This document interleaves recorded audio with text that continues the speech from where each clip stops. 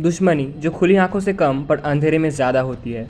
Middle east, एक ऐसा region जहां डिज़र्ट की हवा भी पॉलिटिक्स से भरी हुई है। दो कंट्रीज़, इसराइल छोटा सा कंट्री, पावरफुल मिलिट्री, ईरान बड़ा country, strong ideology, powerful influence. दोनों डायरेक्टली बॉर्डर शेयर नहीं करते, फिर भी दुश्मनी बहुत गहरी है।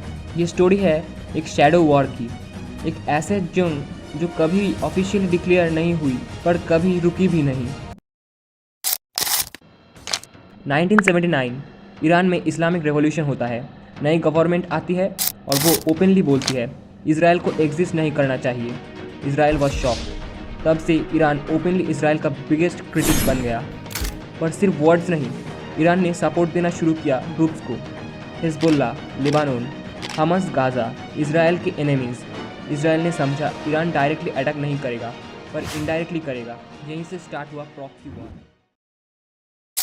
चैप्टर 2, शैडो वॉर, दिखता कम होता ज़्यादा। इसराइल ने ईरान के न्यूक्लियर प्रोग्राम को डेंजरस माना। उनका डर सिंपल था, अगर ईरान के पास न्यूक्लियर बॉम्ब आ गया तो। इसीलिए साइबर अटैक्स हुए, like Stuxnet virus. Iran nuclear scientist mysterious तरीके से मारे गए। साइरिया में ईरानियन बेसिस पर एयर स्ट्राइक्स हुए। ईरान ने भी जवाब दिया, drones, missiles, through proxy groups.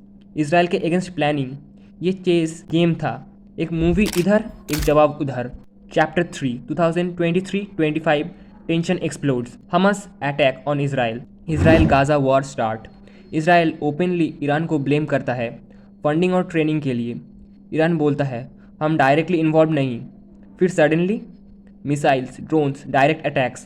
पहली बार ईरान और इसराइल ऑलमोस्ट डायरेक्ट वॉर के एज पे। वर्ल्ड टेंशन में, अमेरिका इसराइल के साथ, रशिया और चाइना साइलेंट कैलकुलेशन मोड में। मिडिल ईस्ट रेडी था ब्लास्ट होने के लिए। इंटरनल मिस्ट्री, रियल रीज़न क्या है?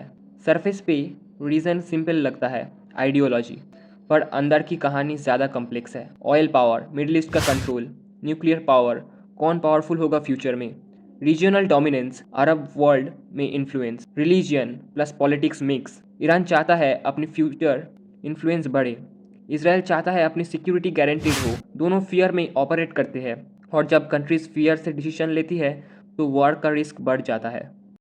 अगर फुल वॉर हुआ तो, अगर डायरेक्ट वॉर हुआ, oil prices will be skyrocket, global economy हिल जाएगा, Middle East will be unstable, refugee crisis, world war type alignment risk. पर सबसे बड़ा loss, life of civilians, normal लोग, बच्चे, फैमिलीज, औरतें। वॉर कभी सिर्फ लीडर्स का नहीं होता। Now the impact on India. India का रोल इंटरेस्टिंग है। इसराइल से स्ट्रॉन्ग डिफेंस टाइज, ईरान से ऑयल रिलेशन, जवाहर port project in Iran. 80 lakh Indians Middle East में काम करते हैं। अगर वॉर हुआ, ऑयल महंगा, petrol price increase, economic pressure, Indians in Gulf risk में, trade routes disturb. India balance maintain करने की कोशिश करता है, neutral diplomacy, smart strategy. But now the question is, future का क्या होगा? There are 3 possible paths: full war, control escalation, cold peace. Now let's look on to the first point. Full war, low chance पर dangerous. Point number 2, control escalation, थोड़ा attack थोड़ा reply. Now point number 3, cold peace, no trust no friendship बस silent tension. Most experts believe दोनों countries direct all out war avoid करेंगे। क्यों? Because cost ज़्यादा। Now some of the small but important details are, Iran directly Israel को rarely attack करता है, mostly proxies. Israel का intelligence network Middle East में very strong माना जाता है। अमेरिका का रोल क्रूशियल है। मिडिल ईस्ट में हर कंट्री अपनी कैलकुलेशन कर रही है क्वाइटली। ये सिर्फ 2 कंट्रीज़ की स्टोरी नहीं है, ये ग्लोबल पावर चेस बोर्ड है, ये जियो पॉलिटिक्स है। Now the conclusion, is this the end? Well no, ये एंड नहीं है, ये एक लॉन्ग गेम का चैप्टर है।